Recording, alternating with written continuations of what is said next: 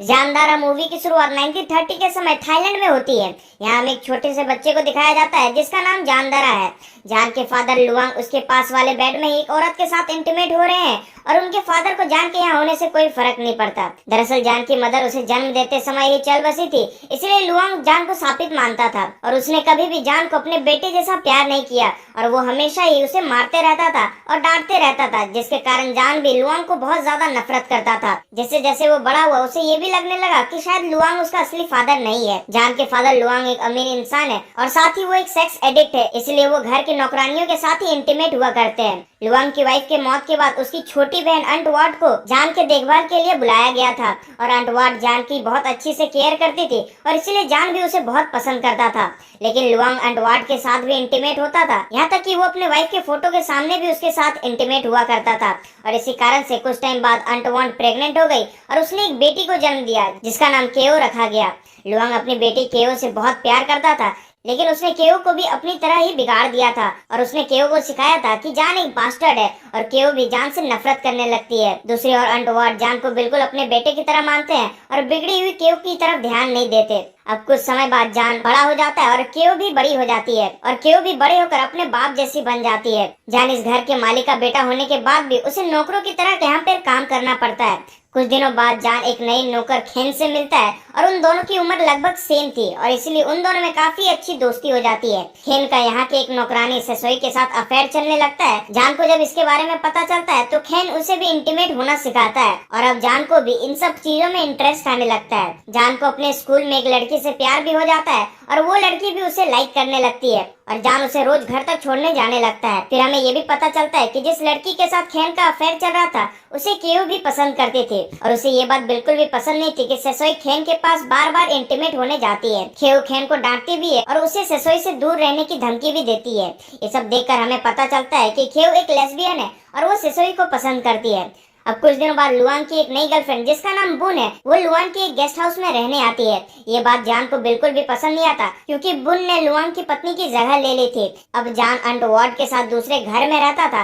फिर अंटवाट उसे बताते हैं कि लुआंग उसकी माँ से पहले बुन से ही शादी करने वाला था। जान जब खाना लेकर के गेस्ट हाउस में जाता है तब वो पहली बार बुन से मिलता है और बुन उसे काफी अच्छे से बात करती है और जान भी उसकी रिस्पेक्ट करने लगता है। इसके बाद बुन जान को पढ़ना सिखाने लगती है। वहीं दूसरी तरफ मना करने के बाद भी सेसोई खेन से मिलने जाती है और इसके बारे में खेव को पता चल जाता है, जिससे खेव को बहुत ज्यादा गुस्सा आ जाता है और वो खेन को सबके सामने पीटने लगती है और ये देख अंटवाट उसे आकर रोकती है। एक दिन जान बुन के कमरे में जाता है और वो गलती से बुन को कपड़े बदलते हुए देख लेता है। बुन उसे वहाँ से जाने को बोलती है, लेकिन जान उस पर से नजरें नहीं हटा पा रहा था और ये देख बुन समझ जाती है कि जान को क्या चाहिए। कुछ देर बाद बुन जान से अपने पीठ पर मसाज करवाती है और जान बड़ी मुश्किल से अपने आप पर कंट्रोल कर पाता है। दूसरी ओर हमें पता चलता है कि खेओ ने सेसोई को नौकरी से निकाल दिया है। फिर इसके अगले दिन जान फिर से बुन की मसाज करने के लिए जाता है। फिर यहाँ जान इस बार कंट्रोल नहीं कर पाता और वो बुन को टच करने लगता है। ये देख बुन को भी काफी अच्छा लगता है और फिर ये दोनों इंटीमेट होते हैं और इसके बाद से इन दोनों का अफेयर स्टार्ट हो जाता है।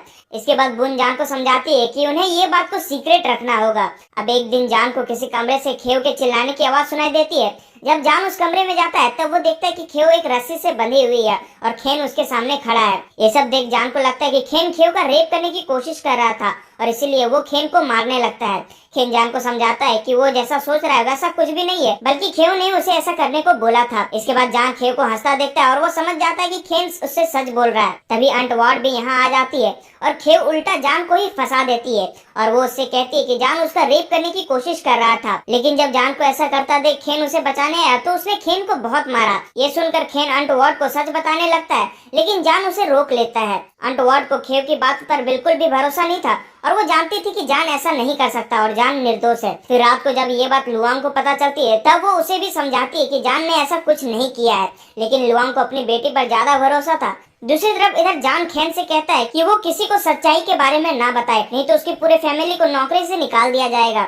इसके बाद जान अपने फादर के पास जाता है और लुआंग जान को छड़ी से पीटने लगते हैं, लेकिन जान अब बच्चा नहीं था और वो बड़ा हो चुका था और इसलिए वो लुआंग के हाथ को पकड़ लेता है। ये देख लुआंग बहुत ज्यादा गुस्सा हो जाता है और जान को गोली मारने के लिए अपना बंदूक निकालता है, लेकिन अंटवाट लुआंग को रोक लेती है। लुआंग कहता है कि वो जान की शक्ल भी नहीं देखना चाहता। तो वो इस घर से कहीं दूर चला जाए और वो उसे अपने प्रॉपर्टी में भी हिस्सा नहीं देने वाला। अब ये सब सुनकर जान इस घर से चले जाने का फैसला लेता है। जान के यहाँ से जाने से पहले खेन वार्ड को सच बताने आता है, लेकिन जान एक बार फिर से उसे रोक लेता है। फिर जान वार्ड से पूछता है कि लुआंग उससे इतना नफरत क्यों करता है और वो उसका असली फादर है भी कि नहीं। इस पर वार्ड उसे सब कुछ सच बताती है। जान की माँ तब 18 साल की थी और काफी खूबसूरत थी। उसका किसी के साथ अफेयर चल रहा था, लेकिन उस लड़के ने एक दिन जान की मदर को जंगल में ले जा करके उसका रेप कर दिया, जिसके कुछ समय बाद वो प्रेग्नेंट हो गई। इस बात को दबाने के लिए जान की माँ की शादी लुआंग से करा दी गई और उस समय लुआंग को ये पता नहीं था कि वो प्रेग्नेंट है। और फिर जब उसने जान को पैदा किया तब वो समझ गया कि जान किसी और का बच्चा है और इसलिए वो हमेशा से जान को अब्यूज करता था।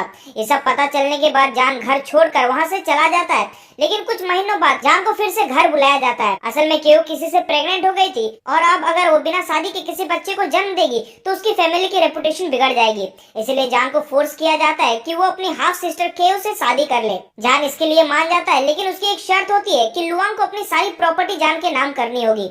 ये बात लुआंग को बिल्कुल पसंद नहीं आती, लेकिन उसे मजबूरी में ऐसा करना पड़ता है। दरअसल खेओ किसी और से नहीं बल्कि लुआंग के बच्चे से ही प्रेग्नेंट हो गई थी, लेकिन ये बात लुआंग और खेओ के अलावा और कोई नहीं जानता था। और अपने इस करतूतों को छुपाने के लिए लुआंग जान की हर बात मानने के लिए तैयार था। इसी बार जान बुन से भी जाकर मिलता है और वो भी जान को देख काफी ज्यादा खुश होती है और दोनों साथ इंटीमेट भी होते हैं। इसके बाद जान अपने स्कूल वाली गर्लफ्रेंड से मिलने जाता है। दरअसल यही वो लड़की थी जिससे जान प्यार करता था, लेकिन जब वो उसके घर जाता है तो उसे पता चलता है कि उस लड़की के टाइफाइड के कारण मौत हो गई है। ये जानकर जान को बहुत ज्यादा दुख होता है और वो वापस अपने घर चला आता है। घर जाकर जान केओ को धमकी भी देता है कि वो ये बात किसी को ना बताए कि ये बच्चा उसका नहीं बल्कि किसी और का है, नहीं तो उसके लिए अच्छा नहीं होगा। और जान के इस रूप को देखकर खेओ काफी ज्यादा डर जाती है। कुछ दिनों बाद खेओ और जान की शादी होने लगती है, लेकिन शादी से पहले ही जान लुआंग की सारी प्रॉपर्टी को अपने नाम करवा लेता है। पार्टी के दौरान ही जान की नजर एक नौकरानी पड़ जाती है और जान उसे एक कमरे में लेकर जाता है और उसके साथ इंटीमेट होने लगता है। ये वही कमरा था जिसमें उसकी माँ की तस्वीर लगी हुई थी।